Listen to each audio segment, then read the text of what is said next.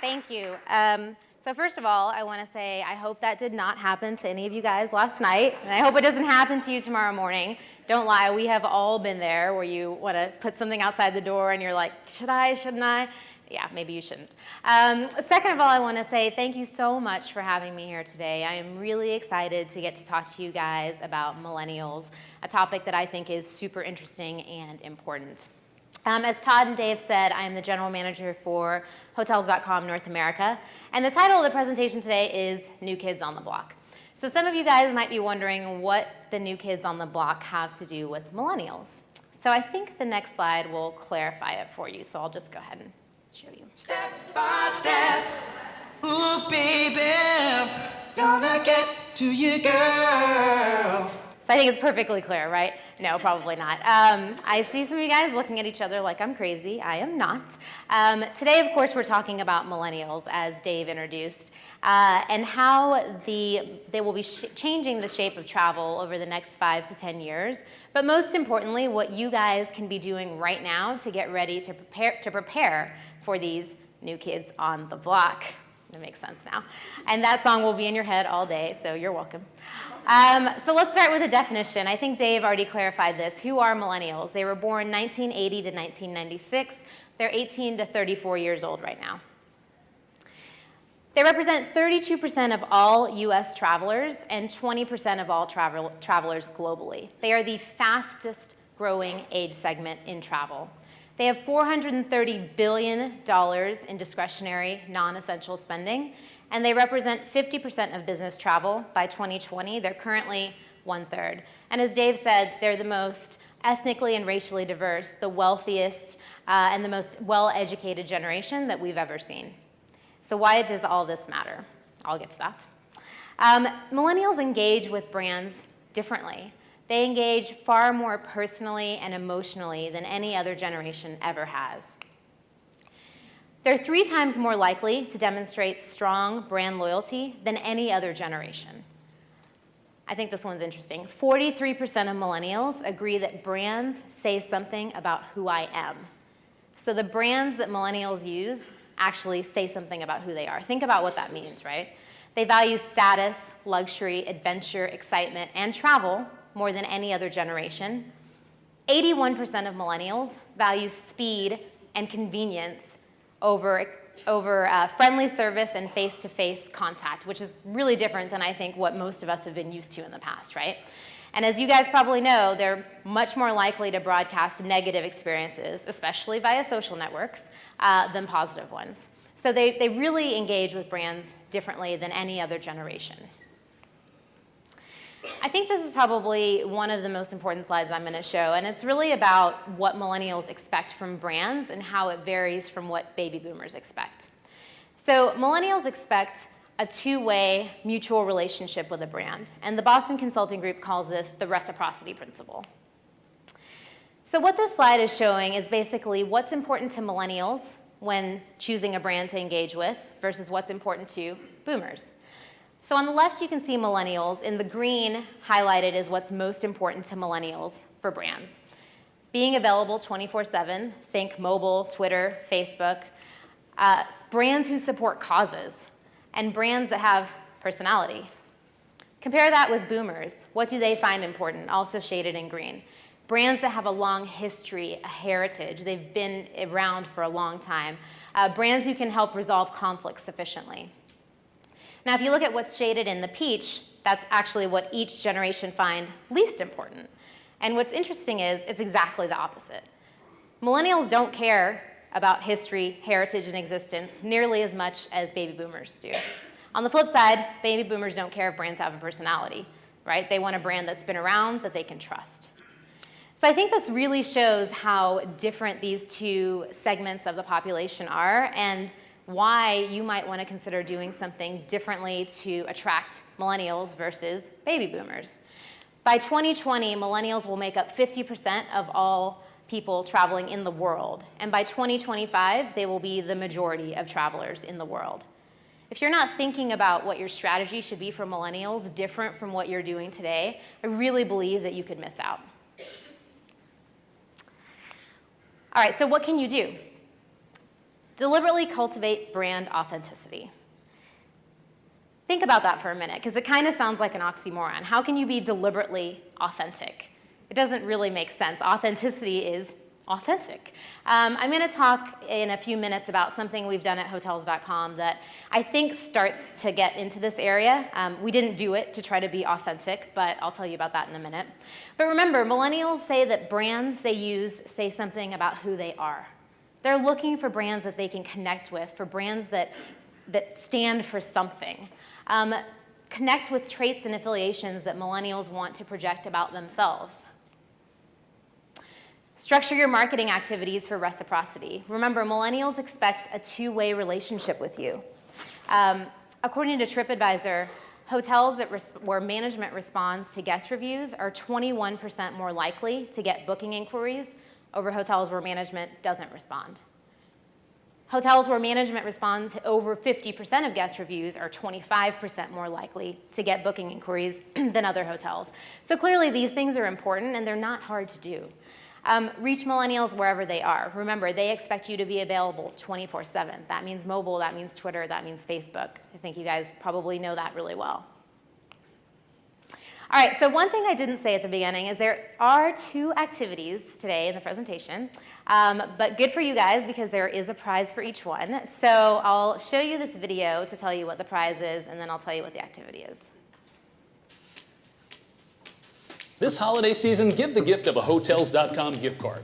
The only gift that says, you're special to me, while simultaneously saying, please, go away.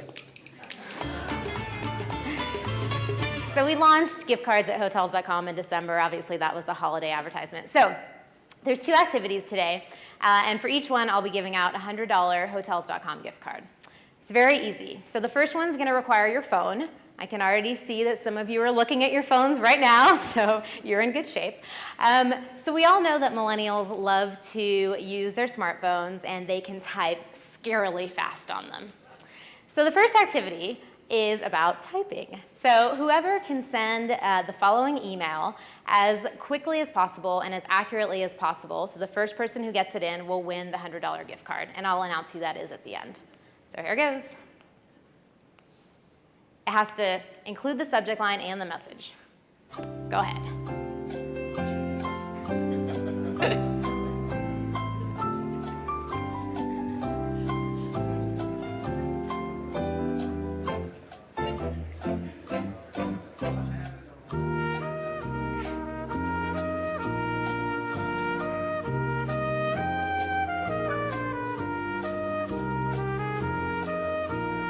All right, I think some of you must be done by now, so I'm going to move on. There will be another activity if you're not a fast typer, don't worry. All right, so one thing that I talked about earlier was deliberately cultivating brand authenticity and how you could do that.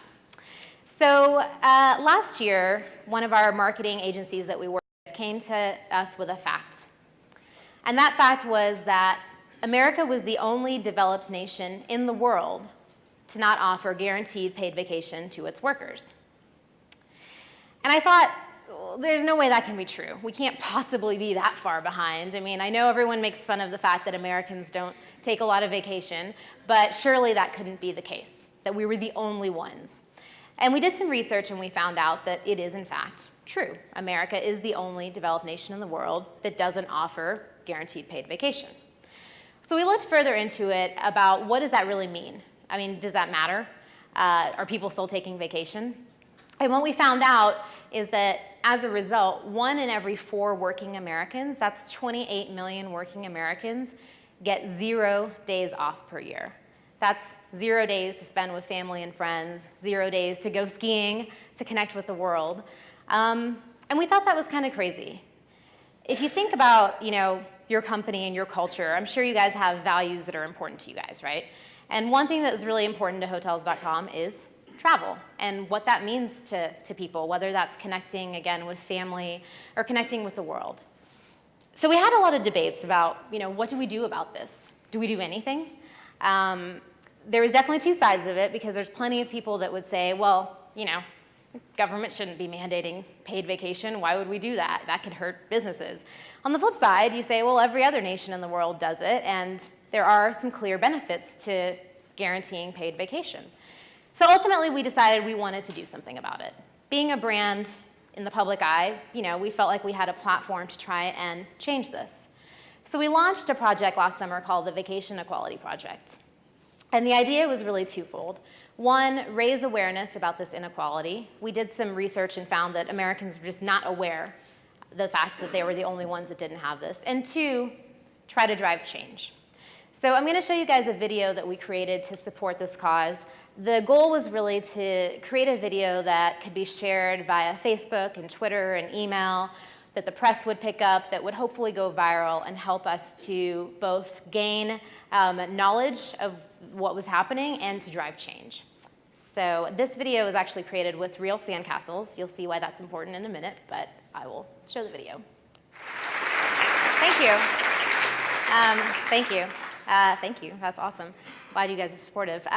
So we put this together, like I said, not to try to cultivate brand authenticity, but we put it together because it's something that we feel passionate about at Hotels.com. Travel is important. Travel is a part of life, and we wanted to drive change. So as I was kind of reading through the facts about millennials and thinking about, how can a brand deliberately cultivate authenticity, what really came to mind is thinking about what's important to the people who work at your company, what's important to you as leaders of your companies, and trying to find a way to tap into that. Brands should have a personality.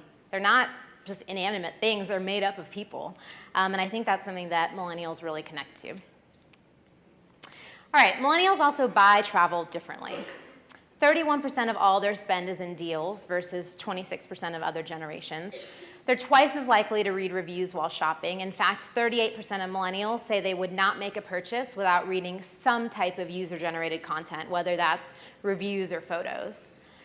39% use meta-search when planning travel. 75% have travel apps. 2/3 of millennials prefer boutique hotels and private accommodations. And 51% of millennials find loyalty programs extremely important. So they buy travel differently than other generations. What does that mean for you guys? You can optimize your product and distribution for millennial shopping behavior. Refine your pricing strategy. Millennials, like other generations, say that pricing is the #1 most important factor for making their decisions and purchasing. It's no surprise. Be everywhere. Remember, they expect to be connected 24/7. Balance perks versus free and discounted stays in your loyalty program. Millennials actually prefer free and discounted stays rather than things like upgrades or lounges and things like that. Expand your product portfolio to cater to millennials' preference for interesting over comfort. Something I'll talk about in a minute, but you guys might know this. Millennials actually spend more time in public spaces of hotels than they do in their own hotel rooms. So it used to be things like the bed and the pillows are the most important thing that hotels thought about. Now they have to start thinking about public spaces and ways to connect their hotel with the neighborhood around them. And streamline the shopping experience. We're in a multi-device world, you guys know that. Millennials are very willing to share information. I think this is another interesting point. So as compared to previous generations, millennials are willing to share things like their annual household income, their travel preferences, the websites they visit. Brands can use that to try to figure out how to market to millennials more effectively. All right, it's time for the second activity. This is the last one. So if you're interested in a gift card, pay attention. It also involves your phone. So something that we all know that millennials love to do on their phone, other than type fast, is take selfies. So the first person who comes to take a selfie with me on the stage right now wins. It's easy. Benefit of sitting in the front row. Thank you. Thank you. Wait, here's a card. You have to email me the picture. All right, see, now you guys are going to move up to the front row for the rest of the day, right? These seats will not be empty. All right, thank you. So, millennials also experience travel differently. 70% of millennials report a desire to visit every continent in the world. They're twice as likely to travel in organized groups of adult friends and 3 times more likely to plan those trips with friends. You guys know what I mean by this, right? It's the women's trip, the spa trip that people take away from their family for a weekend. It's golf trips, stuff like that. Millennials are traveling with friends more than any other generation. 80% of millennials want to meet new people and get exposed to local culture. 25% of millennials use hotel amenities, things like spa, dry cleaning, pet services. Compare that to just 10% of prior generations. That's very good news for hotels, I think. And 70% of millennials extend business trips into personal vacations, something I'm sure that many of you are doing while you're here in Whistler. I would too. So millennials really experience travel differently. All right, again, what does that mean for you? You can really work to craft end-to-end travel experiences that match millennials' preferences. Design for group traveling, planning, buying, paying, and staying. Connect to your local environment and culture. Make speed a core feature. Millennials want things fast. Again, design public spaces to be the primary hotel experience if you're in the hotel industry. And leverage mobile to maintain a connection with millennials throughout their experience with you. I think that's an obvious one. So, in summary, I think I've covered most of these, but I really wanted to try to make this as actionable as possible for you guys. So I think, 5 things that you can start doing now to connect with the millennials opportunity. Before even getting into this, I would say ask yourself whether you guys have a millennial strategy. And if you don't, consider having one. Remember that slide with the reciprocity principle. Millennials expect completely different things from brands than baby boomers do. You should develop a strategy for them. 5 concrete things. Number 1, start a two-way conversation with customers. Listen, engage, respond. Remember, it's about reciprocity. Number 2, I think these got a little misnumbered. So anyways, number 2, be active on mobile. Leverage amenities, especially Wi-Fi. Invest in content. Remember, millennials don't make decisions without looking at user-generated content, reviews, photos, things like that. Evaluate opportunities to create a more appealing public space so that millennials can connect to the culture around them when they're visiting your property if you're hotel owners. All right, so in summary, millennials are already developing and establishing perceptions. They have brand preferences, and they're solidifying their travel habits now. Whoever wins will win this market big. I feel really sure of that. As I was putting this presentation together today, I was thinking about the fact, and I think Dave mentioned it, everywhere you turn these days, you're just hearing about millennials. It's in every kind of newspaper and email that I get, there's always a topic about millennials. And I was thinking, when I used to go to these conferences, the M that everyone was constantly talking about was mobile. It was in every single presentation, mobile, mobile, mobile. I think the M that everyone's going to be talking about going forward is millennials. So hopefully this was helpful for you guys. And Katie, who sent the email in first before I close? I'm putting her on the spot. Nope, no worries. All right. Mario Shopi? Mario Shofi, yes? All right. Congratulations. I'll just give you my card and you can send me your email. All right. Being a fast typer pays off, and so does sitting in the front row. So thank you guys so much for your time, and I hope that was helpful.